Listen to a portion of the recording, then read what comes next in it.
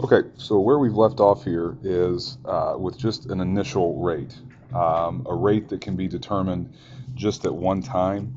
Now, the good thing with that is if we're only caring about an initial rate, that's perfectly fine for us. But the issue is a lot of time it's very useful to have some knowledge about the entire course of the reaction. In other words, you want to know how much time it's going to take to have the concentration, let's say, drop from this to this. And you might not have this graph over here. Okay, so obviously if we have the graph, it's going to be a pretty easy problem to solve, but the graph is not a common thing to see. So with an initial rate, since it's just for that instant, we don't get a very good idea, and we have basically no way to determine how the concentration basically changes over time. So at this point right now, what we're used to is just a differential rate law, which is basically what I called an initial rate law or even a generic rate law,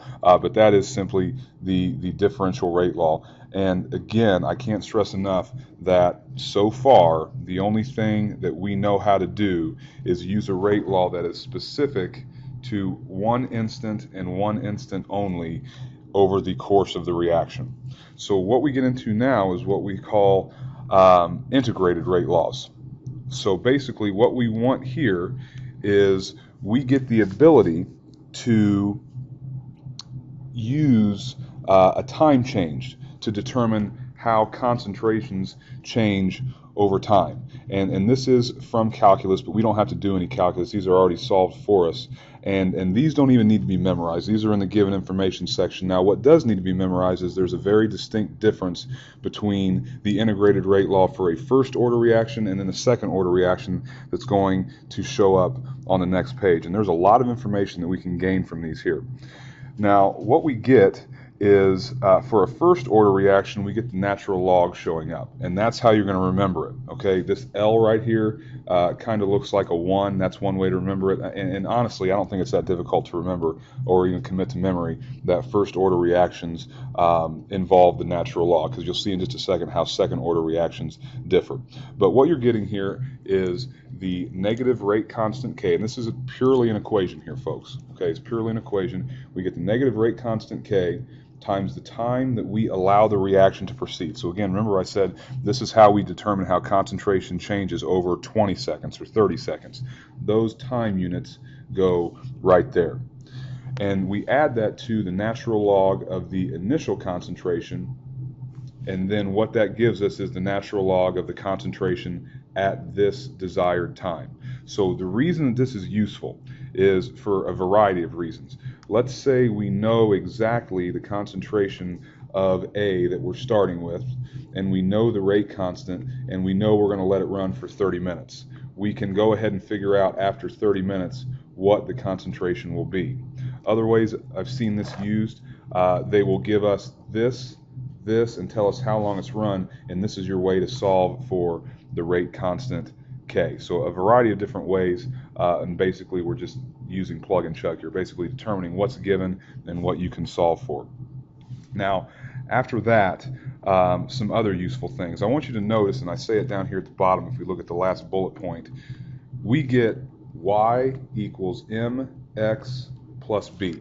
In other words, these should produce lines when we plot the concentration at time t versus time. So ways that you will determine whether or not a reaction is first or second order is which graph gives a straight line plot. That's going to be a common question that we'll see. So for instance, the natural log of the concentration at time t versus time gives a straight line plot. That tells us that it's a first order reaction. I'm trying to think other ways here that we can use this. I know for a fact that you'll use this for math, and I know that we'll do some examples in class, but those are pretty much the importance of these integrated rate laws. Now, the ones you're responsible for, there is no zero order integrated rate law, and the only ones on the AP Chemistry exam you're responsible for would be first and second order. So again, committing this to memory is not essential, but what is essential is committing to memory that first order reactions feature the natural log. But this equation is given for the free response section. Now, obviously, I've seen multiple choice questions about the straight line plot where they mention natural log, so then it is necessary to have it memorized that first order reaction features the natural log. Let's move to second order reactions here and notice how this changes. Okay, if we drop all the way down here, if we drop all the way down to the bottom here, what we notice is now the natural logs disappear. So a few things are key. The negative sign disappeared in front of K. That was a negative for the first order. And these were natural logs for first order. Now they're just simply the inverse of the concentrations. But other than that, it's still pretty much the same. Y equals mx plus b. And once again, you can determine if a reaction is first or second order based on which plot gives a straight line. Okay, so very, very common to see in multiple choice questions and on the free response section, you'll see a statement where the inverse of the final concentration versus time yields a straight line plot. You automatically know at that point it's a second order reaction.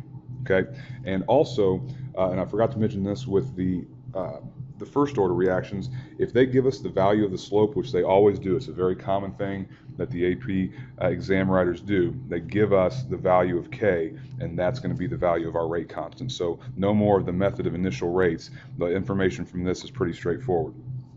Okay, so for half-lives, a half-life, like in nuclear chemistry, it is a kinetics process. So a lot of times you're going to ask or be asked what the half-life of a first or second order reaction is, and it's going to be a rate of disappearance, as it says here in our second bullet point. It's a rate of disappearance, and basically how long does it take for only 50% of the original amount to exist. Now, what I will say is on the next slide I'm going to give you these equations. These are not given and they must be memorized.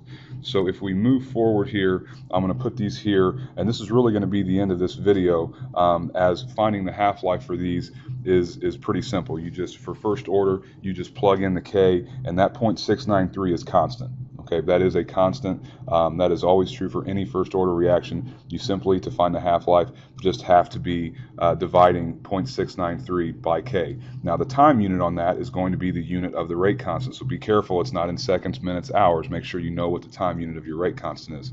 A little bit more work for second order. You have to multiply the rate constant times the initial concentration of that reactant, but nonetheless still a pretty easy problem to solve.